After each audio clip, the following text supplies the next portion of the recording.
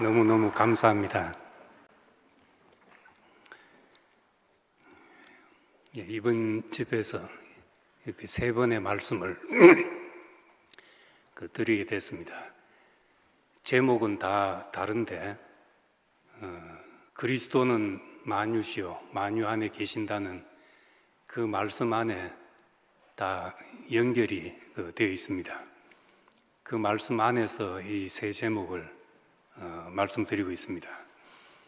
사도들과 선지자들의 터 위에 우린 사도들이 닦은 터와 선지자들이 닦은 터가 표면적으로 보면 다르지만은 다 한 그리스도라는 터를 닦아 놓았습니다.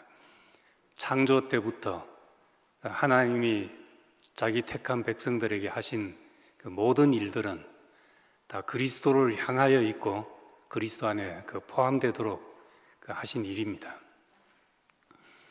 저는 이제 정말 율법적으로 산 사람입니다. 어릴 때부터 교회를 다니고 이제 고등학교 때 절박한 상황에서 하나님을 찾고 그래서 대학 들어가서 정말 내 인생 이렇게 주신 시간 하나님을 위해 살겠다는 생각을 하고 대학 4년 동안 연애도 한번 못 해보고 그렇게 보냈습니다. 안 한 건지 못 한 건지는 몰랐는데 그리고 목사님 만나고 나서 이 자유한 세계를 맛보고 말씀을 듣다 보니까 조금 속에서부터 화가 나는 게 좋은 시절 정말 다 보내고 좀 진작 만났으면 진작 자유롭게 살았을 텐데 하는 생각이 들었습니다.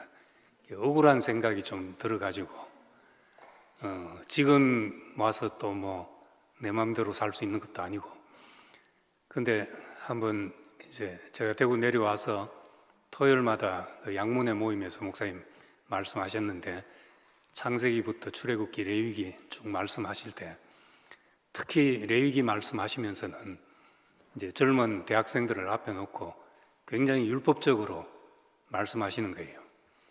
술, 담배 그 불필요한 걸 왜 하냐 했다가 끊느라고 애먹는 사람들 봐라 처음부터 손 안 대는 게 좋다 이런 말씀을 하시면서 성경 말씀은 우리가 율법이라 할지라도 구약이라 할지라도 지키면 복이 된다. 구약의 시절 달과 별이 비치는 그 밤과 같은 시절이지만은 그 율법은 달과 별과 같은 역할을 한 것이지만은 그것은 어두운 시절 우리를 보호한 것이다. 그것이 나쁜 것이 아니라 저는 그 말을 듣고 너무나 제 인생이 온전하게 해석이 되게 됐습니다. 그 전까지는 내가 이전에는 헛살았구나, 이전에 안 그래도 될 걸 이랬는데 그때는 내가 모르는 시절이라 할지라도 하나님이 나를 보호하셨다. 그것을 통해서 보호하셨다. 비록 율법적이었고 또 인위적이었고 한다 할지라도 내가 그 안에서 얼마나 내 인생이 허비되지 않고 있을 수 있었는가 그것만 해도 감사가 된다 이런 생각이 나서 그때 양문회 모임에 가서 이제 뒤에 앉아 듣기만 하다가 그날 아마 제가 처음으로 간증을 한 것 같습니다. 그래서 참 하나님이 우리를 그리스도 안에서 부르셨다는 것은 지금뿐만 아니라 내 전 과거가 해석이 되고 미래가 소망이 되고 내가 전 존재가 구원이 되는 그런 구원이 된다는 것입니다. 두 번째 영과 혼과 육 그중에 이제 혼 얘기를 했는데 제가 말하는 이 의도를 잘 캐치해서 들으셨으면은 영과 혼과 육을 나눌 수 있는 문제가 아니다 이렇게 들으셨을 줄로 압니다. 핸드폰 기기 예를 들었지만은 핸드폰 기계만 비싼 거 좋은 재료로 만든다고 되는 것도 아니고 또 작동 시스템만 좋다고 되는 게 아니라 두 개 만나져야 되죠. 기계도 좋아야 되지만은 작동 시스템도 잘 돌아가고 시스템이 망가지면은 기계가 아무리 좋아도 무용지물입니다. 또 시스템이 아무리 잘 돌아가도 기계가 고장나면 그건 끝입니다. 그건 나눌 수 있는 문제가 아닙니다. 그러다가 이제 사람이 주인이 누가 그것을 쓰냐에 따라서 이 폰 가치가 결정이 되죠. 요즘은 핸드폰 가지고도 영화까지 만든다고 그래요. 핸드폰으로 만든 영화가 나올 정도로 이 핸드폰으로 할 수 있는 일들이 많아졌죠. 누구 손에 가냐에 따라서 그렇게 달라진 겁니다. 비유로 하자면 어폐는 있지만은 핸드폰 기계가 6이라면은 작동 시스템이 우리 혼이고, 내가 핸드폰을 들고 있으면 내가 그 핸드폰의 0인 거죠. 내가 불어넣는 어떤 것에 의해서 움직여지는 것이니까. 그러니까 이 핸드폰은 결정적으로 누구 손에 들리느냐의 문제인 것입니다. 인생이 산혼이라는 것은 이 누구 손에 잡히느냐의 문제인 거죠. 우리는 누구 손엔가 잡히게 돼 있습니다. 안 잡히면 아무짝에도 쓸모없는 것이 되는 겁니다. 우리는 단지 인생은 뭔가 그 기능일 뿐인 겁니다. 기능이기 때문에 우리는 스스로는 무엇을 할 수가 없는 존재죠. 그래서 나는 무엇에도 매이지 않는다. 나는 무엇에도 구속받지 않는다. 그 사람은 자기 자신에게 매여 있는 사람이죠. 그런데 그 자기 자신이란 것도 뭔가 들어와서 된 거잖아요. 뭔가 어릴 때부터 본 것이 있고 그것이 난 줄 알고 속아 사는 것이 되는 겁니다. 그러니까 나는 우리가 원점으로 되돌린다는 것은 내가 기능일 뿐이라는 것을 아는 거죠. 나를 붙잡는 분에 의해서 우리가 죽어야 된다, 복종해야 된다는 말이 아니라 우리를 사로잡는 분에 의해서 우리는 복종되게 돼 있고 그 안에서 우리 자신은 사라지게 돼 있다는 이야기입니다. 그러니까 내 나라는 그 생각하는 것, 내 이성이나 내가 판단해서 한다 하는 이것은 우리가 얼마나 부실한 기초 위에 서 있는지를 알아야 되는 거죠. 내 이해, 내 판단, 이게 우리가 흔들리는 터전 위에 서 있는 것이 됩니다. 그래서 성경에 보면 우리가 세상의 영을 받지 아니하고 하나님께로부터 온 영을 받았다. 그건 어떤 주인이 세상 주인을 만나면 핸드폰은 세상 것이 되는 것이고, 우리 교회 인간을 만나면은 이 핸드폰은 교회 생활에 아주 유용한 도구가 되는 거죠. 어느 영이 들어오냐의 차이란 겁니다. 하나님께로 온 영을 받은 것은 하나님이 우리에게 주신 것이 무엇인지 알게 하기 위해서 그렇다 하는 겁니다. 그러니까 우리가 산혼이라는 것, 우리 자신을 내려놓게 만드는 것이고 우리가 아무것도 아니라는 것을 아는 것이죠. 대단한 무엇이란 말이 아니라 그냥 난 단지 누가 나를 사로잡냐에 따라서 무엇이 내 머릿속에 들어오냐에 따라서 우리는 달라지는 것 뿐이라는 겁니다. 미국이나 캐나다 이민을 가면은 그 사람의 직업은 공항에 누가 나왔느냐에 따라서 결정이 된다고 합니다. 공항에 편의점을 하는 사람이 마중을 나오면은 가면서 편의점 이야기를 잔뜩 하면은 이젠 편의점만 보이게 되고 편의점을 사게 되고 그렇게 되죠. 세탁소 한 사람을 만나면 그 사람은 세탁소를 하게 된다는 거예요. 저는 갔는데 마중 나온 사람이 목사였습니다. 어쩔 수 없는 길을 가게 됐습니다. 우리 인생이 누구를 만나냐, 누가 내 머릿속을, 내 혼을 선점하냐에 따라서 되는데 하나님이 우리 인생을 지배하자면 이제 다시 거듭나야 되는 거죠. 리셋 버튼을 누르고 다시 시작해야 되는 겁니다. 그러니까 이 선악과를 먹은 인간, 선악을 알게 하는 일, 선이 무엇이고 악이 무엇인지 이 판단하는 문제를 우리가 가져서는 안 된다는 이야기입니다.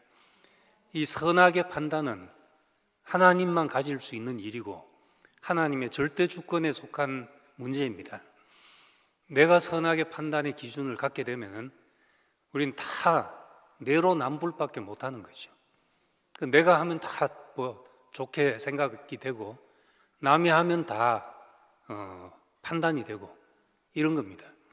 그러니까 우리는 결코 우리의 좁은 시야와 우리의 좁은 안목과 이런 것으로 내가 절대 판단의 주체가 될 수 없다는 것을 아는 것이 선악과를 내려놓는 거죠. 어떻게 선악의 판단을 안 하고 살 수 있겠습니까? 보이잖아요, 나대로. 그렇지만은 내가 지금 판단하고 있는 것이 절대적이 아니라고 생각을 하는 거죠. 이게 절대적이라고 생각하면 그게 하나님 같이 되는 일인 겁니다.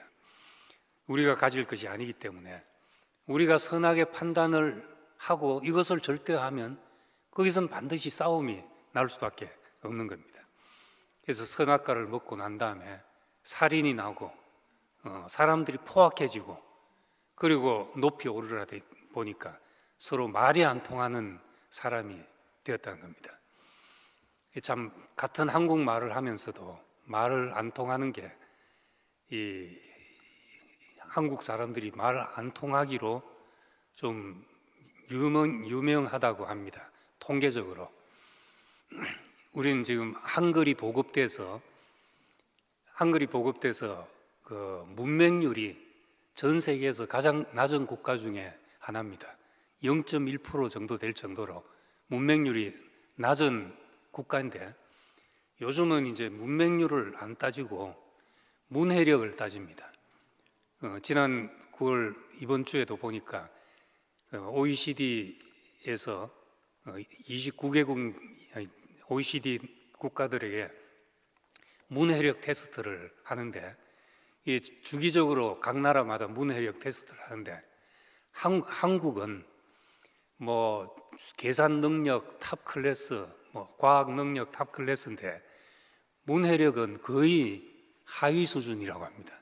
문장 이해력, 문장 이해력이 낮는 이유가 우리는 원래 한자말을 쓰던 사람이잖아요. 우리의 단어들은 다 한자에서 왔는데 그런데 이제 표음 문자를 쓰니까 뜻을 잘 모르는 거죠. 그게 요인 중에 하나라고 그렇게 합니다. 단어 뜻을 모르고 그래서 그 다른 모든 지수가 높은데 한국은 문장 이해력이 매우 낮은 수준이라는 거예요. 그 문장 이해력이 낮으면 오해가 많이 생깁니다. 오해가 결국 사회적 갈등을 낳는 거죠. 그 한국 사회 갈등이 그래서 생기는 겁니다. 그러니까 우리는 이 마지막 바벨탑 꼭대기에 올라가서 서로 말이 안 통하는 사건, 한국 사회는 다른 이유로 그렇게 됐지만은 우리는 참 한 가지 우리가 받은 은혜는 내 입장을 고수하려고 하지 않기 때문에 그 사람 입장에서 그 사람 말을 듣기 때문에 우리 교회는 그래도 문해력이 높죠. 그 사람 입장에서 이해를 하면은 우리가 거기서 사람이 살아날 수 있는 것이 생기는 겁니다. 그래서 우리가 이것이 이제 이렇게 영과 혼과 육이 서로 분리할 수 있는 것이 아니고 뭐는 맞고 뭐는 아니고 이렇게 가르기 시작하면은 그거는 우리가 시원할지 모르고 예리하게 느껴질지 모르지만은 결국 가면 사람이 갈라집니다. 사람이 다 갈라져 버리게 되면은 치우치게 되고 건강할 수가 없는 사람이 되어버리게 되는 겁니다. 그래서 그리스도는 만유시고 만유 안에 계신다는 말씀 안에 우리 자신을 놓게 되면은 내가 이해하고 있는 것, 내가 아는 것, 하나님의 영원한 경륜 가운데서 한 조각을 내가 붙잡고 있구나. 이렇게 알 때 내가 하나님의 큰 그림 안에 자리매김이 되는 거죠. 내가 어디 있는지를 알게 된다는 겁니다. 그런 의미에서 오늘도 이제 십자가의 말씀 세 번째로 드리겠습니다. 이 말씀도 결론부터 말씀드리면 예수님의 십자가 위에서 십자가에서 하신 그 말씀과 살아서 하신 말씀, 그분의 말씀과 삶과 죽음이 그것이 다른 것이 아니다 하는 겁니다. 그거 다 하나라는 거죠. 우리가 살았을 때 그 말을 못 알아듣기 때문에 죽음을 통해서 그 말씀을 알게 된 것이지, 그분의 죽음과 삶의 메시지가 다르다는 이야기가 아닌 겁니다. 고린도전서 1장 18절에 십자가의 말씀이 멸망하는 자들에게는 어리석은 것이지만은 구원을 받는 사람인 우리에게는 하나님의 능력입니다. 우리가 그 개역 성경에는 십자가의 도가 했는데, 새 번역에는 십자가의 말씀이, 원래 도라는 걸 한자말로 번역을 해서 그런데 십자가의 말씀입니다. 십자가를 통해서 우리에 주신 그 말씀, 이것은 멸망하는 자들에게는 어리석은 것이지만은 구원을 받는 우리에게는 하나님의 능력이다 하는 말씀입니다. 십자가 위에서 우리에게 무슨 말씀을 하셨는가 한 겁니다. 골고다 언덕에 세 개의 십자가가 있었습니다. 세 사람은 똑같은 방법으로 매달렸고 똑같은 방법으로 처형이 됐습니다. 이 골고다 언덕에 있는 그 세 십자가, 우리가 겉으로 보면 다 똑같은 십자가고 똑같은 방식으로 죽었지만은 우린 옆에 있는 두 개의 십자가는 그걸 보고 우리가 무슨 깨닫는다든지 거기에서 무슨 말씀이 나온다는 이야기는 아무도 하지 않습니다. 가운데 있는 하나의 십자가, 이 십자가만이 우리에게 구속을 발생하는 십자가인 겁니다. 사람을 살게 하는 십자가란 겁니다. 십자가에 매달면 다 죽는다. 이거 모르는 사람이 어디 있습니까? 부처님도 생자 필멸이라고, 태어난 것은 다 죽는다. 인류 역사에 동서고금을 막론하고 안 죽는다는 사람이 어디 있었습니까? 안 죽은 사람이 어디 있으면 나는 안 죽겠다고 버틴 사람이 있는지 모르지만은 안 죽은 사람이 없습니다. 오늘 낮에도 말씀드린 것처럼 이 속에서 인간의 분수가 있고 인간의 제한이 이 속에 있습니다. 죽음이라는 것 속에. 그런데 십자가에 매달면 죽는다는 건 다 아는데 왜 양옆에 두 십자가는 거기서는 구속이 발생하지 않냐는 거죠. 왜 예수의 죽음에서만 구속이 발생하는 것인가? 이 죽음은 누구도 피할 수 없는, 생명체에 일어나는 누구도 피할 수 없는 보편적인 속성입니다. 모든 사람은 죽는다. 이건 진리죠.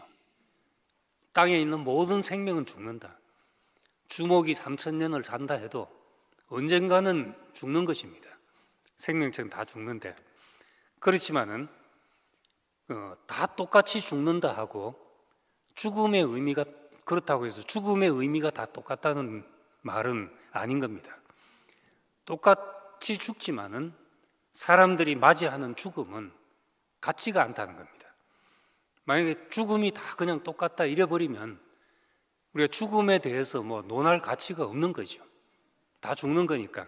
특별한 죽음을 이야기한 게 특별한 의미가 없을 뿐만 아니라 우리가 예수님의 죽음에 대한 우리의 고백도 불가능하다는 겁니다. 옆에 있는 강도의 죽음이나 예수의 죽음이 똑같다면은 죽음에 대해서 지금 이렇게 이야기할 게 뭐 있겠냐는 거죠. 죽음은 다 같았지만은 죽음의 의미가 달랐다는 겁니다. 그럼 왜 죽음의 의미가 다른가? 왜 가운데뿐만 우리에게 의미 있는 죽음인가 하는 거죠.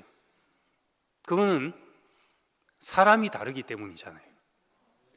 강도로 죽은 사람, 또 혁명을 꾀하다가 죽은 사람, 그 사람과 예수의 죽음이 사람이 다르기 때문이고 삶이 다르기 때문에 우린 다른 죽음이라고 생각을 하는 겁니다.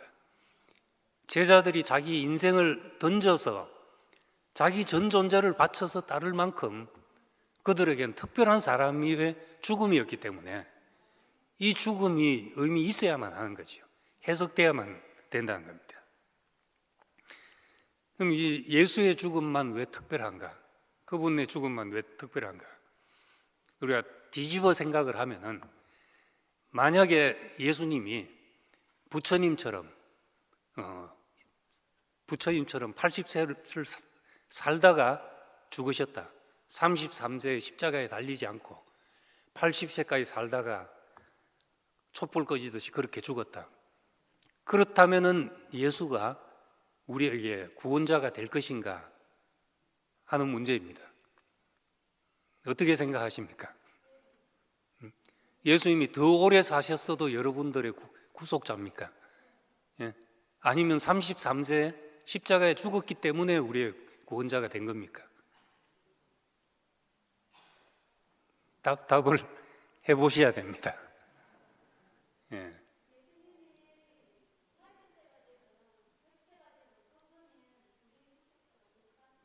예. 100세에 돌아가셨어도 우리의 구원자다. 예. 목사님이 60세에 돌아가시나 120세에 돌아가시나 여러분들의 한 일은 똑같습니까? 어떻습니까? 예. 마찬가지 질문이죠. 예수님이 세례 요한처럼 그러면 일찍 돌아가셨다 하더라도 십자가에 안 달리고 감옥에서 죽었다면 그래도 예수의 죽음은 세례 요한과 다른 우리의 구원의 죽음이겠냐 하는 거죠. 왜 이래 대답이 분명치 않습니까? 아닙니까? 만약에 십자가에 달리지 않고 다른 방식으로 죽었다면 우리의 구원자가 아닙니까? 예. 그 뉴욕에서 우리 송경수 형님이, 우리 한성희 형님 둘째 자형 되신 송경수 형님이 아주 재미있는 분이십니다. 머리도 좋으시고 기발하시고, 이제 여호와 증인이 찾아와서 전도를 하더래요. 교회를 다닌다 하니까 예수님이 십자가에 죽으신 게 아니라는 이야기를 하더래요. 나무에 달린 자마다 저주를 받은 자는, 예수님은 나무에 달려 죽으셨다. 이 여호와 증인들의 이야기입니다. 그 나무는 그냥 크실론, 나무에 달려 죽었다는 말은 크실론에 매달려 죽었다. 그냥 나무 기둥이란 말이라는 겁니다. 그러면서 십자가는 원래 콘스탄틴 황제의 군대에 기호와 같은 그런 것이었다. 예, 그것이 기독교의 상징이 됐으니까 기독교는 예수의 군대가 아니고 기독교는 지금 콘스탄틴의 군대가 돼 있는 거다. 이렇게 여호와 증인들은 얘기를 합니다. 그 이야기를 듣고 이제 송경수 형님이 뭐라고 하신가 하면은, 예수가 나무 기둥에 달렸던, 십자가에 달렸던 그게 무슨 상관이냐? 예수가 사각의 달려 죽었어도 그분은 나한테 같은 의미다. 사각의 달려 죽었으면 예수가 아니냐? 이렇게 얘기를 했다는 거예요. 목사님이 그 얘기를 듣고 아주 지혜로운 분이라고 칭찬을 하셨습니다. 그렇지 않습니까? 사각의 달려 죽었으면 예수가 우리의 구원자가 아닌 게 아니잖아요. 그러니까 그렇다면은 죽음의 방식이 문제가 아니라는 겁니다. 일찍 죽었거나 늦게 죽었거나 십자가에 달려 죽었거나 여호와 증인들이 말한 것처럼 나무 기둥에 달려 죽었거나 우리 한성형 자형이 말하는 것처럼 사각의 달려 죽었어도 그분이 우리의 구원자라면은 왜 구원자겠습니까? 그것은 그분의 삶의 성격 때문에 생겨나는 것이지 죽음의 방식 때문이 아니라는 거죠. 죽음으로 몰고 간 그분의 삶의 성격이, 그것이 우리에게 구원이 됐다는 겁니다. 예, 그래서 우리가 교회에서 예수와 내가 하나다, 이걸 가지고 기뻐하는데 왜 여러분은 예수와 그토록 하나 되기를 원하냐는 거죠. 예수가 누구길래 여러분은 그렇게 동일시된 사실을 가지고 기뻐하고 거기서 모든 문제가 해결됐다고 생각하냐는 겁니다. 이건 그분이 누구냐의 문제인 거죠. 예, 그분의 삶 때문에 생겨나는 우리의 소망인 겁니다. 그분의 삶이 지금까지 우리와 살았던 삶과 다른 특별한 삶이었기 때문에 이 사람은 아버지께로부터 온 사람이구나 하는 우리와 다른 삶의 방식 때문에, 삶 때문에 우리는 그분과 하나 되기를 갈망하고 그분 안에 포함되기를 우리의 구원이라고 생각하고 기뻐한다는 겁니다. 그런데 이제 그분의 그런 말씀과 삶을 가능케 했던 것이 또한 죽음이기 때문에 우리에게 이 예수의 죽음이라는 것은 우리에게 소중한 것이죠. 죽음 자체가 무슨 특별한 방식이, 특별한 효력이 있는 것이 아니라 그것을 가능케 했던 그분의 삶과 그분의 어떤 말씀을 가능케 했던 그 원천, 그것의 근원이 죽음이기 때문에 우리에게는 그분의 죽음이 소중한 죽음이 되고 보배로운 피가 된다는 말인 겁니다. 그래서 우리가 보통 사람들의 이 삶과 죽음을 보면은 보통 사람들의 삶과 죽음은 꼭 일치되지 않을 때가 많습니다. 옛날에 한 분이 그 북한에 있는 김일성 수령께서 돌아가셨을 때 막 화를 내는 거예요. 하나님 이럴 수가 있습니까? 하면서 저 사람은 그렇게 수많은 사람을 피 흘려 죽게 하고 민족을 갈라놓고 이러고 80몇 세까지 살다가 고통도 안 당하고 한순간에 저렇게 죽을 수가 있습니까? 너무 불공평하지 않습니까? 하고 그건 그 살았던 삶과 죽음의 방식이, 성격이 다르기 때문이죠. 보통 사람들은 이 삶과 죽음이 다르기 때문에 억울한 죽음도 있고 허무한 죽음도 있고 어처구니 없는 죽음도 있고 그런 겁니다. 정말 잘 살다가 아름답게 살다가 밖에 나가서 접시물에 엎어져서 코께서 죽었다 이런 사람도 있을 수 있으니까 그때는 이 삶과 이 죽음이 연결이 안 되는 거죠. 그래서 예수님도 우리가 처음 제자들이 예수님의 죽음을 맞닥뜨렸을 때 삶과 죽음이 달라서 이해되지 않았다는 겁니다. 연결되지 않았다는 겁니다. 그러니까 역시 제자들한테는 억울한 죽음이고 허무한 죽음이고 어처구니 없는 죽음이었죠. 그런데 뭔가 그들에게 새로운 빛이 비춰오고 새로운 눈이 열리고 나니까 그 죽음은 삶과 죽음이 하나인 하나님의 말씀이었다는 것을 다시 깨닫게 되고 발견하게 된 겁니다. 그의 삶과 죽음이 하나이기 때문에 그의 죽음이 우리를 그의 삶 안으로 인도하게 되는 겁니다. 예, 다른 사람은 근원적인 우리의 운명과 위임과는 상관이 없는 죽음을 맞닥뜨릴 수도 있고 하지만은 예수에게는 그분의 말씀과 그분의 삶과 그분의 죽음이 하나라는 것을 우리가 발견하게 되는 겁니다. 그분 말씀으로 삶으로 죽음으로 아버지를 나타내신 분이죠. 요한복음 17장에 보면은 내게 주신 사람들에게 내가 아버지의 이름을 나타내었습니다. 이렇게 고백했습니다. 이건 살았을 때 하신 말씀이잖아요. 살아서 그분이 하신 일은 우리에게 아버지를 나타낸 일을 하신 겁니다. 그런데 그분의 죽음은 역시 아버지의 나타나심입니다. 그의 죽음에서 참으로 하나님이 해방돼 나오신 것이죠. 그 죽음은 하나님을 우리에게 완전하게 우리의 육체에서 해방시키셔서 하나님을 나타낸 일이니까 우리가 그 죽음의 의미를 알면 그의 삶에서 하신 일을 죽음을 통해서 완성했구나 하는 것을 우리는 이제 고백하게 되는 것이죠.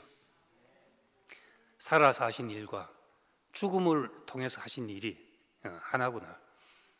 소크라테스가 생각했던 죽음은 나의 해방이지만 죽음이 육체 속에서 우리 영혼의 해방이지만 예수의 죽음은 우리의 죽음은 우리 인생을 통해서 하나님을 해방시키는 일인 겁니다. 내가 죽었다가 내가 소생한 것도 아니고 내가 이제 자유다 하는 것이 아니라 거기서 하나님을 해방시키는 죽음이었던 거죠. 그래서 우리는 예수의 그 말씀을, 예수님이 그 말씀을 하셨지만 사실은 그 말씀을 하시는데도 말씀 속에서 우리가 깨닫지 못했던 겁니다. 그래서 비유로 하고 했지만은 깨닫지 못했고 제자들까지도 죽은 자 가운데서 다시 살아난 것을 알기까지 그 말씀을 깨닫지 못했습니다. 또 그의 삶으로 보여주셨지만은 그 삶의 그분의 행위 속에서 우리는 그분이 너무 특별하구나 하고 생각을 했지, 저것이 우리 운명이구나, 나구나 하는 것이 생각되지 못했던 겁니다. 그렇지만 이제 그 삶과 죽음에 다 이 심히 십자가의 말씀이 있었던 것이죠. 그래서 예수님은 살았을 때도 나는 부활이요 생명이다, 꼭 죽어서 몸이 다 살아서 부활이라고 말씀하지 않고 살았을 때도 나는 부활이요 생명이다 이렇게 말했던 겁니다. 그 살았을 때도 죽음을 말씀하신 것이죠. 근데 우리는 그때 깨닫지 못하고 우둔해서 십자가에 가서 죽은 자 가운데서 다시 산 것을 본 후에야 제자들은 그 뒤에도 다시 하나님의 비추심이 있어가지고 그것을 이제 깨닫게 되고 십자가의 말씀을 전하게 됐던 겁니다. 그러니까 그의 죽음에서 그의 삶의 특징을 더 또렷하게 보게 된 거죠. 그 살아서 하신 말씀이 무슨 말씀인지 그 죽음의 말씀을 통해서 우리는 완전하고 확실하게 깨닫게 됐다는 겁니다. 그럼 예수님이 살았을 때 한 말과 죽음을 통해서 한 말이 달라서가 아니라 우리가 그때는 몰랐던 것을 알게 되고 나니까 살아서도 그분은 죽음을 살아내신 분이구나, 이 자리를 살아내신 분은 이렇게 안 것입니다. 우리 장례식장에 가보면은 살았을 때는 그분이 뭘 하고 사는지, 뭐 농사를 짓나 직장에 다니면 돈을 버나 뭘 하고 사는지 잘 모르는데 장례식장에 가보면 그분의 생애가 그런 거 다 걷어내지고 그분이 무슨 의미였는지가 명료하게 드러날 때가 참 많습니다. 그걸 우리는 추수라고 그러잖아요. 껍질 다 벗겨내고 알맹이를 건져내는 거죠. 그래서 우리는 장례를 치르면서 많은 것을 추수하게 됩니다. 인생을 추수하게 되죠.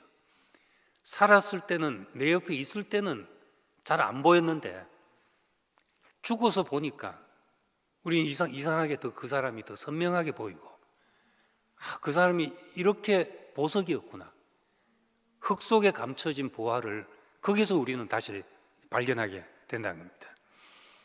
죽어야 그 사람이 보일 때가 있는데, 그러니까 그 삶을 알자면은 죽음 안에서 온전하게 이해하게 되는데, 우린 또 죽음을 이해하자면은 마찬가지로 또 그 삶을 봐야 되는 거죠.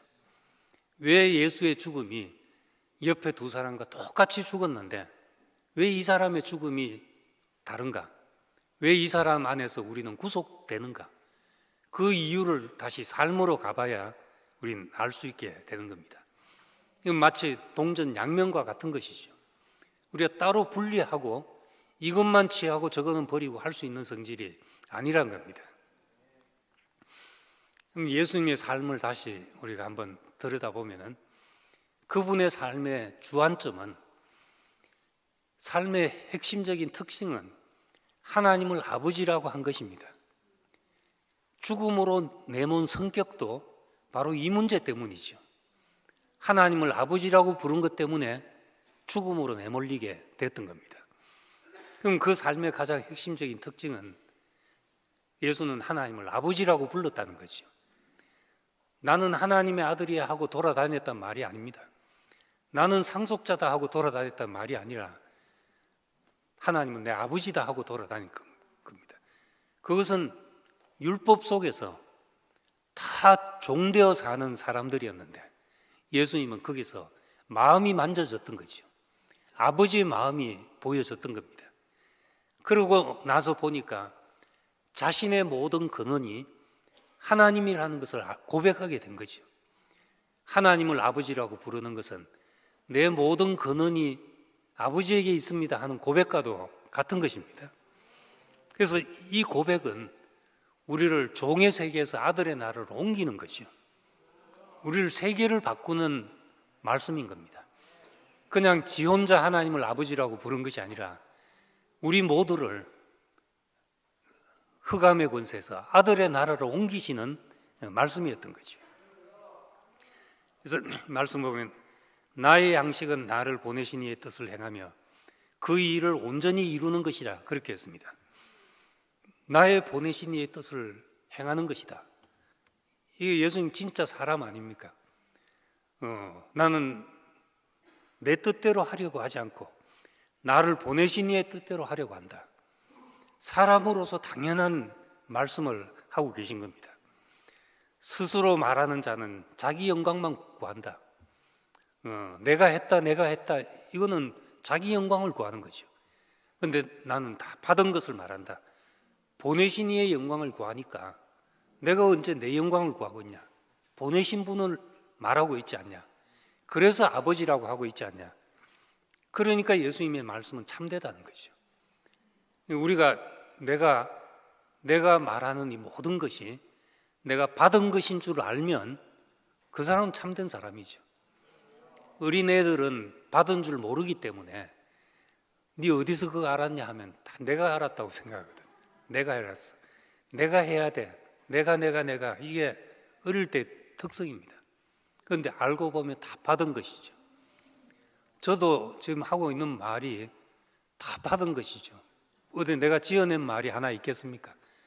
어디서 들었던 것이고 20대 때부터 목사님 말씀을 들었으니까 저는 표현이 내 식으로 될 뿐이지 제가 지금 말하고 있는 건 다 목사님한테 들은 이야기인 겁니다. 그러니까 다 받은 것을 말하고 있는 거죠. 예수님도 그 이야기를 하고 계신 겁니다. 아버지께서 내게 하라고 주신 일을 내가 이루어서 아버지를 세상에서 영화롭게 했습니다. 이렇게 말했습니다. 또 어떤 청년에게는 오늘 밤 내 영혼을 도로 찾으리니 내 가진 것이 네 것이 되겠냐? 이거는 그냥 훈계하는 말씀이 아니라 자기가 그런 사람이라는 겁니다. 누가 나를 내 재판 나눠주는 재판관으로 삼았느냐? 내가 너 그 재판한 사람이냐? 나는 오늘 밤이라도 하나님이 부르시면 갈 수밖에 없는 사람이다. 자신의 고백을 그렇게 말하고 있는 겁니다. 이건 너무 당연하잖아요. 그런데 이 너무 당연한 말이 사실은 우리에게도 당연한 말이어야 하는데 왜 우리는 이 말이 당연하지 않냐는 거죠. 예수님은 이것이 하나님과 올바른 관계에서 다 나온 말입니다. 하나님이 아버지가 되고 자기의 모든 것의 근원이 되었을 때 이렇게밖에 말할 수 없는 거죠. 우리도 태초에 하나님이 나를 창조하셨다. 나는 피조물이구나. 피조물에 불과하구나. 이렇게 했을 때 우리 모든 것이 내려놔지고 우리는 이 말을 고백할 수밖에 없습니다. 피조물, 사람의 올바른 자리에 있으면 이렇게 고백하는 말이 당연한 말이죠. 그리고 생각해보면 우리에게 다 맞는 말인데 우리는 실상 이게 안 되잖아요. 왜 안 되냐 하는 게 문제인 겁니다. 예수님은 우리가 봐서도 당연한 사람의 길을 가셨는데 우리도 사람인데 이 고백이 안 된다는 겁니다. 나는 내 영광을 구하고 싶고 내 뜻대로 하고 싶고 보내신 이의 뜻이 아니라 내 계획을 성취하고 싶고 우리가 다 그런 사람이었잖아요. 이것은 예수님에게는 생명이지만은 아담에게는 심판이 되는 말씀이었던 겁니다. 생명이 다르기 때문에 예수님에게는 당연한 생명의 말씀이 아담에게 심판이 된 것이죠. 산상수훈에 있는 모든 말씀들은 우리에게 심판되는 말씀이 너무 많습니다. 음욕을 품는 자마다 다 간음한 자다. 돌 맞아 죽어야 될 사람이다. 그럼 돌 맞아 안 죽을 사람 한번 손들어 보십시오. 손들면 고자든지 병신이든지 그런 거 아니겠습니까? 형제를 미워하는 자마다 살인한 자다 했는데 살인 한 번 안 한 사람 한번 손들어 보십시오. 우리가 다 심판되는 말씀들밖에 없습니다. 그 보면은. 근데 왜 예수님은 그 말씀을 하셨는가? 우리를 심판하려고 하신 것이 아니라 그것이 자기에겐 생명이기 때문에 그렇게 말씀하신 겁니다. 자기 생명을 내놨는데 누구에겐 심판이 되는 거죠. 우리도 마찬가지죠. 우리가 어떤 간증을 하는데 그것이 어떤 사람한테는 심판이 되어버리는 것이거든요. 그건 우리가 누구를 치려고 하는 말이 아닌데도 그런 일이 생기게 되는 겁니다.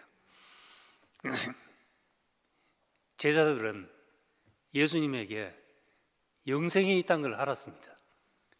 너희도 가려느냐? 선생님 말씀이 너무 어렵습니다 하니까 너희도 가려느냐? 그러니까 베드로가 말하기를 영생의 말씀이 계시매 우리가 어디로 가오리까? 영생의 말씀이 있는 줄 알았고 그분 자신이 영생인 줄 알았습니다. 그런데 왜 베드로는 도망이 갔는가? 그 영생이 어디서 나오는지를 몰랐기 때문에 그렇다는 겁니다. 우리는 예수님이 동산에서 나온 사람이라는 것을 알게 됐습니다. 그 안에 생명이 있었으니 이 사람은 생명나무 열매구나 하는 것을 알았던 거죠. 알았지만은 우리는 동산으로 가는 길을 몰라가지고 우리가 길을 모르는데 어찌 갑니까? 우리에게 길을 가르쳐 주십시오. 이렇게 물을 수밖에 없는 사람이었던 겁니다. 근데 길을 가르쳐 줘도 그 사람 자신이 우리 생명이 되지 않으면 가르쳐 줘도 이건 알 수 있는 문제가 아니죠. 우리 교회의 어떤 방식을 우리 교회 살아온 것을 그대로 가르쳐 줘도 다른 데서 따라하기 힘듭니다. 그 생명이 아니면 그렇게 사라지지 않기 때문에 그런 문제인 겁니다. 그러니까 이는 근원이 감춰져서 생긴 문제지요. 우리의 근원이 감춰져서 우리는 예수님이 너무나 당연한 말, 나는 보내신 이의 일을 해야 한다. 내 뜻대로 하려 하지 않는다. 보내신 이의 영광을 구하려 한다. 당연한 말을 했음에도 불구하고 우리에게는 그 근원이 감춰져 있기 때문에 예수님은 우리를 그 근원 안으로 이끌기 위해서 십자가로 이끌지 않으면 안 됐던 겁니다. 죽음으로 데리고 가셔야 했던 거죠. 말씀과 삶을 이해하자면은 죽음의 자리로 가야지 그것이 온전히 우리에게 이해되기 때문에 우리를 그렇게 이제 끌고 가신 것입니다. 그래서 우린 그렇다면 이 예수 그리스도, 우리는 예수님이 어디로 우리를 이끌고 가셨는가? 우리는 쉽게 에덴 동산 안으로 이끌고 가셨다. 또는 창세기 1장, 2장에 있는 하나님이 지으시고 보시기에 심히 좋았던 그 사람 안으로 우리를 회복시키려고 데리고 가셨다. 이렇게 이제 얘기를 합니다. 그러면은 하나님 보시기에 심히 좋았던 동산 안에 그 아담과 이는 내 사랑하는 아들이요 내 기뻐하는 자라 했던 예수와 같은 것인가? 다른 것인가? 하는 거죠. 우리가 예수의 구속이 동산 안으로 회복되는 것이라면 그럼 지음받은 그 아담과 예수 그리스도가 같습니까? 예? 같습니까? 같다면 우리는 또 타락할 가능성을 갖게 되잖아요. 또 똑같이 선악과 먹을 수 있고 또 홍해를 건너야 되고 또 그런 일이 또 생길 수 있는 거죠. 우리는 왜 그 모든 것이 우리에게서 끝났다고 고백을 하는가? 그건 예수 안에 있기 때문에 그렇다는 겁니다. 그럼 예수 안에 있는 것이 어떻게 다른가? 바울은 첫사람 아담은 산혼이 되었다는 것 같이 마지막 아담은 살려주는 영이 되었다 이렇게 말했습니다. 이 말은 산혼이란 것은 어제 말한 것처럼 기능이란 말이죠. 어떤 하나님 쓰실 수 있는 기능이 되었다. 핸드폰 박스를 풀고 새 것을 샀을 때 보기에 심이 좋다 한 것처럼 우리 그것이 산혼이라는 겁니다.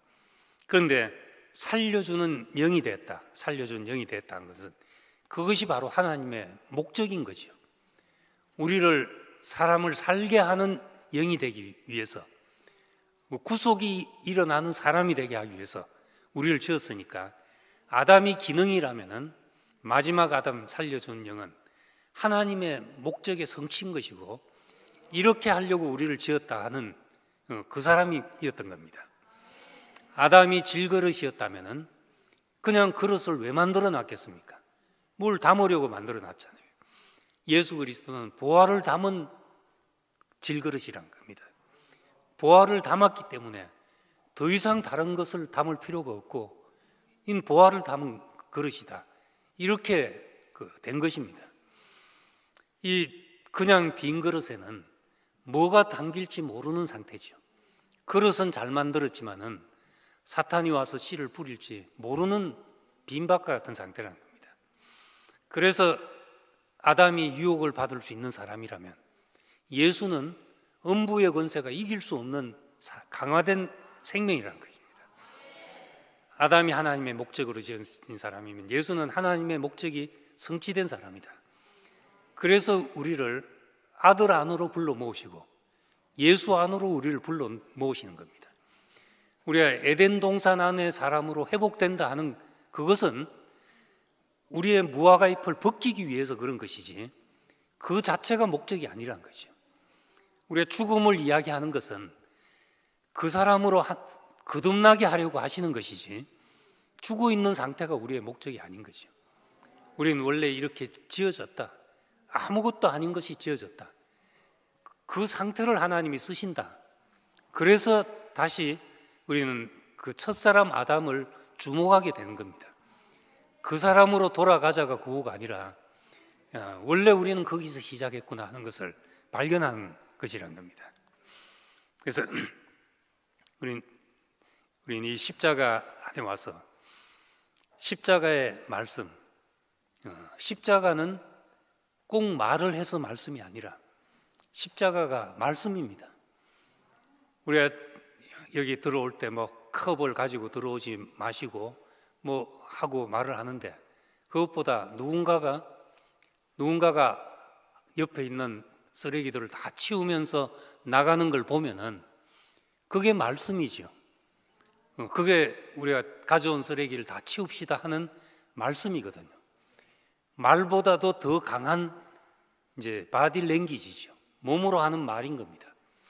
그 몸으로 하는 말 가운데 가장 강력한 말이 죽음으로 하는 말씀인 겁니다. 그래서 십자가의 말씀이 모든 것을 파하는 권세가 되고 모든 이론을 파하고 하나님 대저가에 높아진 것을 파하고 모든 생각을 사로잡아 그리스도께 복종케 하는 하나님의 죽음의 말씀인 것이죠. 예수 그리스도의 죽음의 말씀인 겁니다. 그래서 말씀과 삶과 죽음은 우리가 알고 보니까 다 살아서도 그 말씀을 하셨고 그분이 하셨던 모든 일이 그걸 말하려고 하셨다는 것을 알게 됐습니다.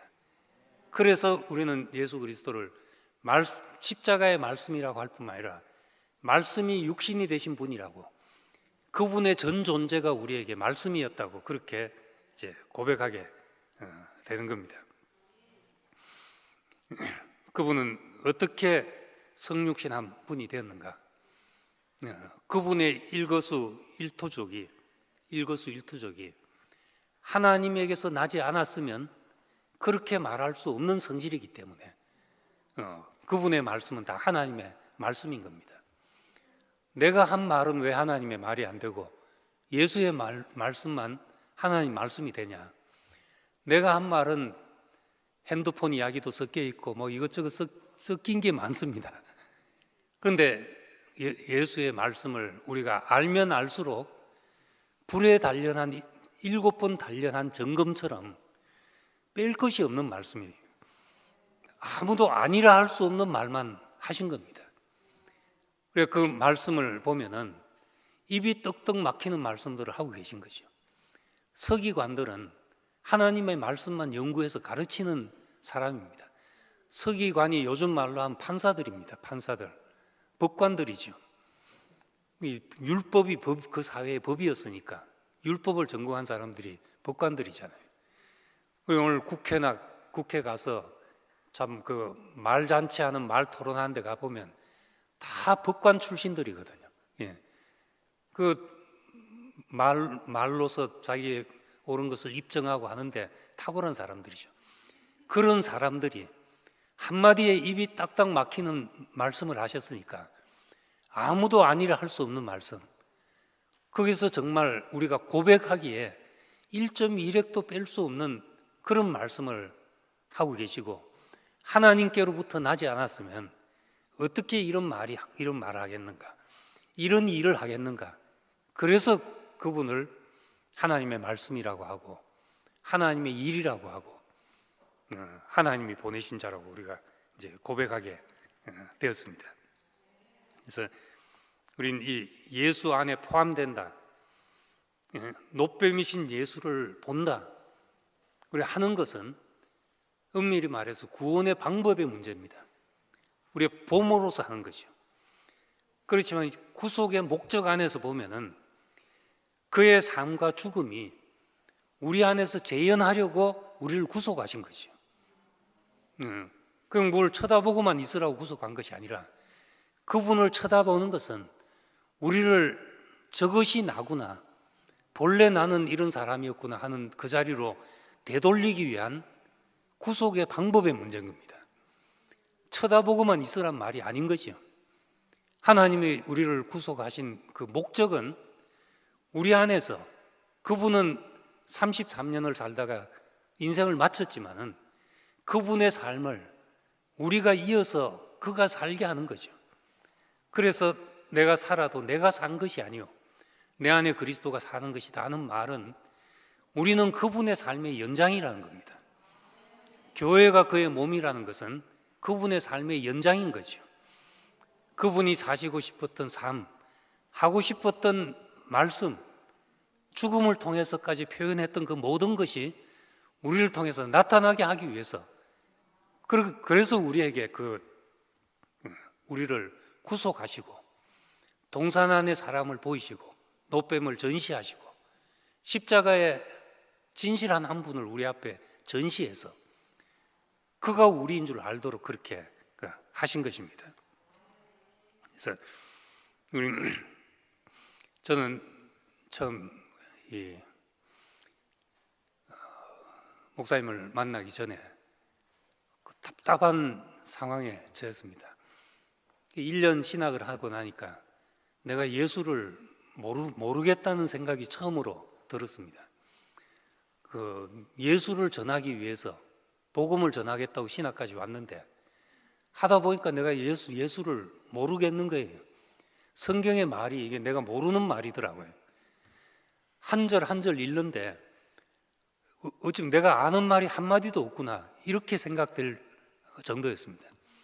그래서 저는 내가 이대로 나가면 울리는 괭가리밖에 더 되겠나, 이런 생각이 들어서 은연중에 길 가다가도 내가 지금 바울이 말하고 있는 이 예수가 뭔지 누구인지 알고 싶습니다. 다른 건 몰라도 내가 이거 알아야 안 되겠습니까?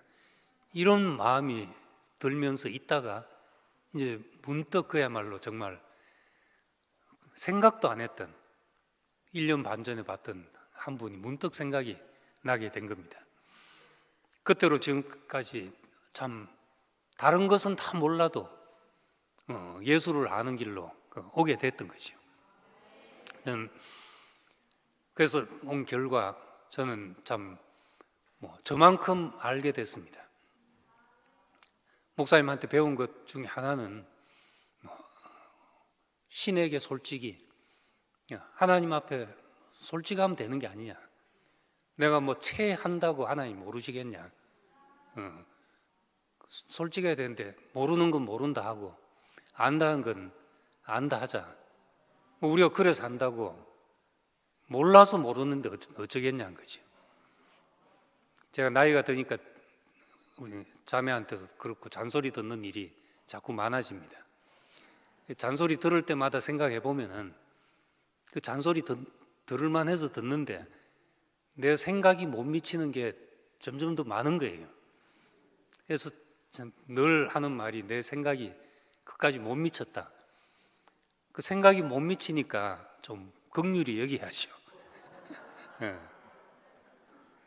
그래서 나도 다른 사람 볼 때 그렇게 생각해 버릇을 합니다. 그 생각이 못 미쳐서 그런 거지.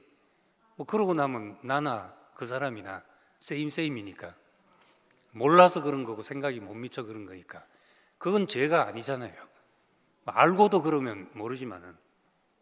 그래서 전 정말 뭐 진심으로 그때부터 지금까지 이 예수를 아는 것 외에 뭐 내 인생에 다른 바람도 없고 기대도 없고 내가 무슨 일을 도모하고 싶은 사람도 아니고 뭘 또 특별히 하고 싶은 것도 없는 사람입니다.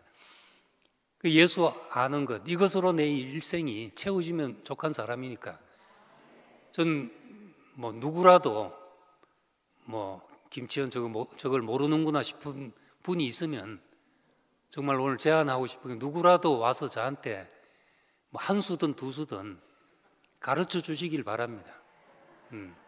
내가 뭐 진짜 진지하게 모르는 건 알아야 되잖아요. 나는 내 구조가 이렇게 생겨서 내가 이해돼야 되니까 제 이해된 만큼 보면 예수 그리스도는 그분은 나의 영원한 원형이신 분이죠. 저는 예수의 출생과 삶과 죽음과 부활이 다 나와 동떨어져 있는 데 있었습니다. 그런데 말씀을 듣다 보니까 머리에 지각균열이 일어나면서 그 하나하나 안에서 내가 발견되게 하는 말씀이었습니다. 그래서 제가 첫 간증이 내가 지금까지 내가 알아왔던 세계에서 내가 할 수 없었던 말 한 가지가 있었다. 내가 예수를 사랑하고 예수를 위한다 하고 따르고 싶다 하고 뭐 다 말했는데 예수 안에서 내가 발견됐다 이 말을 할 수 없었다. 그런데 목사님 말씀을 듣고 나니까 내가 예수 안에서 발견이 된다. 난 성경에 이런 구절이 있는 줄도 몰랐습니다. 저는 빌립보서를 대학 때 외우려고 들었던 사람입니다. 이 빌립보서만큼은 처음부터 끝까지 외워야 되겠다 생각하고 그랬는데도 빌립보서에 예수 그리스도 안에서 내가 발견되려 한다는 말이 늘 그냥 지나갔습니다. 모든 것을 잃어버리고 배설물로 이기고 그리스도를 얻고 그까지는 달달달 외웠는데 그 안에서 내가 발견된다 이 말을 한 번도 깊이 생각 안 하고 지나갔던 거죠. 그런데 말씀을 듣고 한 4년이 지나서 처음으로 예수 안에서 내가 발견된다 내가 이 말을 할 수 없었구나 하는 것을 고백하게 됐습니다. 그러고 나서 보니까 처녀에게서 난 것도 그것이 예수님만의 어떤 특별한 신화가 아니라 내 자리인 거지요. 처녀에게서 났다는 이야기가 여자의 후손이란 말과 같은 말이고 5 여자의 후손이란 말과 같은 말이니까 우리는 다 그렇게 사람들이 간 길에서는 살 수가 없고 길이 아닌 길을 열지 않으면 살 수 없는 사람이었기 때문에 우리한테 다 길이 열린 거죠. 도저히 길이 없는 세계에서 다른 길이 열려야 사는 사람들이었습니다. 예수님께서 침례를 받으시고 나왔는데 하늘이 열렸다. 하늘의 성령이 비둘기같이 임하셨다 하는 것은 그건 단순히 세례가 단순히 의식이 아니라 예수님의 그 처한 시대의 상황과 절망적인 상황, 사방이 막힌 그 상황에서 침례는 물속에 빠져 죽는 거잖아요. 제가 캐나다 가기 직전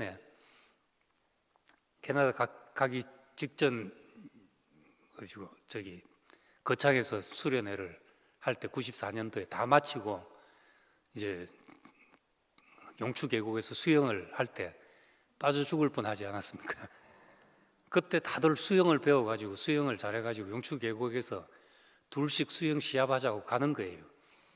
가는데 난 이제 수영을 잘 못하니까 그냥 서 있는데 그때 유재노 형님이죠. 유재노 형님이 와가지고 니하고 내하고 한번 해보자는 거예요. 나 못한다니까. 자기도 못한대요. 자기도 못하는데 뭐 요거 한번 하자 그러더라고요. 그 순간에 승부욕이 발동해가지고 내가 수영 못한다는 걸 잊어버렸죠.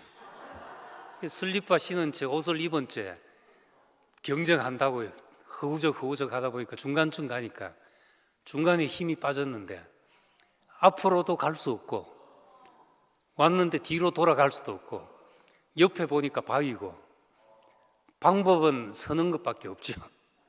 이게 얼마나 깊나 하고 서보는데 계곡이 끝이 안 보이는 거예요. 그때 막 당황해가지고 몸이 굳는데 사람이 이래 죽는구나 하고 허우적 해 날려서 살려달라고 하는데 저 앞에 앉았던 사람이 김치현 저것도 장난친다 하면서 다 웃으면서 쳐다보고 있는 거예요.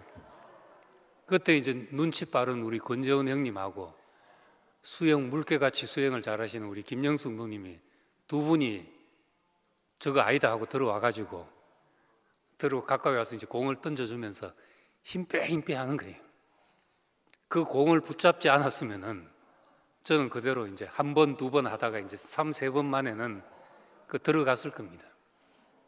난 그래서 예수님이 물속에 들어갔다 나왔다는 것도 그냥 침례받았다 이 문제가 아니라 그 상황, 사방이 막힌 상황, 우리가 하나님을 만난 사람들, 하늘이 열리는 사람들은 다 그 자리에서 만나는 거죠.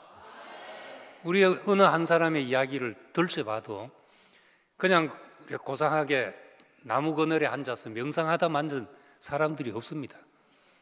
다 그 자리에서 만나는데 우리가 이것이 출생의 이야기가 그 모든 이야기를 집약해 놓은 이야기죠. 처녀에게서 났다. 이거는 여자의 후손에게서 났다는 것이고 그 길이 아니면 살 길이 없어서 길을 만들어서라도 냈던 이것이 오늘 우리에게 그리스도가 오는 길이 되었다는 겁니다. 그건 나도 처녀에게서 난 사람이죠. 그분의 삶은 뭐 기적을 행하고 초인적인 일을 행하고 이것이 위대한 일이 아니라 하나님 앞에 굴복됐기 때문에 발생하는 일인 겁니다. 귀신이 쫓겨났다. 이것은 하나님의 통치가 왔다는 이야기입니다. 하나님의 통치가 임했다는 것은 우리가 그 하나님의 통치 앞에 굴복된 거죠. 예수님이 나는 내가 내 것을 가지고 말한 것이 아니다. 아버지의 것을 내놓는다. 아버지의 영광을 말하기 위함이다. 받은 것을 말한다 하는 것은 하나님 앞에 굴복된 사람의 고백을 그렇게 하고 있는 것입니다. 죽음 안에서 이 모든 것이 명백해진 거죠. 우리는 아무것도 아니었구나. 부르시면 가야 했구나. 예수님이 살아서도 그 말씀을 했지만은 우리는 죽음에서 더 명백하게 그것을 보게 된 것입니다. 부활은 하나님 앞에서 산 것이죠. 우리는 내가 산 것은 내 뭘 먹고 뭘 입고 이 문제로 사는 것이 아니라 하나님의 이유 때문에 사는 사람으로 사는 것. 이게 참 하나님 앞에 살아있는 것이죠. 예수님이 그 길을 갖고 우리는 다 그 안에 포함되어 있는 사람이란 겁니다. 죽음 안에서 우리가 그분 안에 포함되니까 부활 안에도 포함되고 출생과 삶과 보좌 우편에 앉으심과 그분의 전 존재 안에 우리가 포함되어 가지고 완전한 구속을 누리게 되는 겁니다. 이 죽음에 포함된 사람 안에서 우리는 참 자유를 얻게 되는 거죠. 내가 이러나 저러냐, 더우냐 추우냐, 아프냐 안 아프냐 하는 모든 문제에서 우리 당신의 이유로 사는 사람이 될 때 우리 문제에서 해방이 된다는 겁니다. 하나님에 대하여 살아있는 사람. 그래서 저는 뭐 고등학교 때부터 언제 죽을지 모른다 이 생각이 참 요즘 들어서 그 생각을 안 하지 참 오랫동안 늘 속에 한켠에 있었던 사람입니다. 그런데 그것이 어떤 벽에 부딪혔을 때, 전 내가 지금 내가 발버둥 쳐봐야 내가 내 이름도, 내가 뭘 한 사람이다, 내 명함도 하나 만들고 내 자식들 앞에서 좋은 아빠 소리도 듣고 뭐 이런 거 다, 언제 그런 거 하다가 내가 언제 죽을지도 모르는 인생, 그런 거 하다가 볼일 시간 다 가지 않겠냐. 하나님이 찾으시는 것이 아무것도 없는 사람이 되지 않겠냐. 그래서 내가 그거 다 못한다 할지라도 하나님이 찾는 것이 있는 사람으로 한순간이라도 살고 싶다, 그렇게 생각하고 나니까 내 인생에 내가 뭐 하나님이 당신이 필요하신 만큼 나를 두시지 않겠나. 저는 여기서 해방이 되게 됐습니다. 내가 얼마나 사냐 걱정해봐야 뭐 될 일이 아무것도 없고, 내가 하나님의 필요 때문에 사는 것이라면, 당신의 계수하시는 그것, 당신이 찾으시는 열매를 위해 사는 것이라면 난 필요하신 날까지 두시겠지. 그건 농부의 문제이지 주인의 문제이지 내 문제가 아니지 않겠냐. 그래서 배째라 했죠, 그때부터.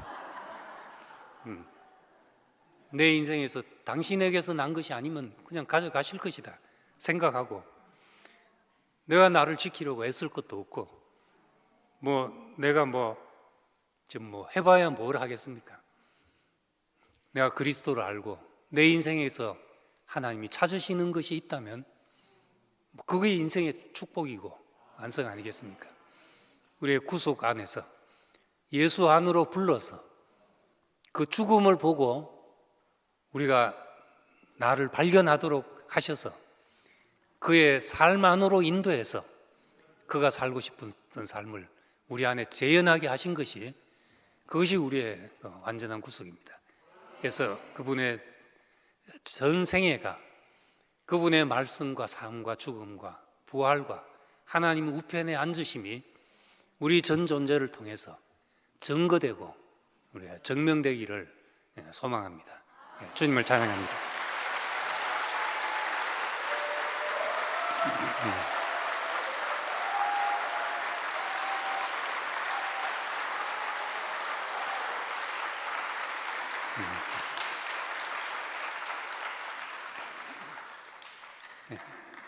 아버지 하나님, 참 우리는 주인을 몰라서 방황했고, 이 산혼에 오만 세상에 많은 것들이 우리 인생을 채워서 우리가 무엇을 위해서 사는지 모르는 존재였습니다. 우리 예수 그리스도 안에서 우리가 다시 산혼의 자리를 발견하게 하시고, 원래 내가 누구였던지를 알게 하시고, 주인이 있는 인생이 되게 하셔서 하나님의 구속 안에서 예수 그리스도 안에 나타나신 그 모든 아들의 삶을 우리 안에 재현하게 하신 것을 감사드립니다. 오늘도 우리는 당신이 우리 인생을 붙잡지 않으면 우리는 바람에 나는 개와 같이 어디로 흘러갈지 모르는 나뒹구는 존재이지만, 주께서 우리를 붙잡으시고 우리의 주인이 되어서 우리는 다시금 침해받을 수 없도록 음부의 권세가 이기지 못하는 그 그리스도 안에서 주님의 그 견고한 터 위에 함께 건축된 사람이 되기를 원합니다. 주님의 당신의 집이 되게 하려고 우리를 부르셨으니 우리를 당신의 집이 되게 하시고, 형제들이 집으로서 하나로 엮여져서 우리 한 목적 안에 한 기쁨을 누리게 되기를 원합니다. 예수님 이름으로 기도드립니다. 아멘.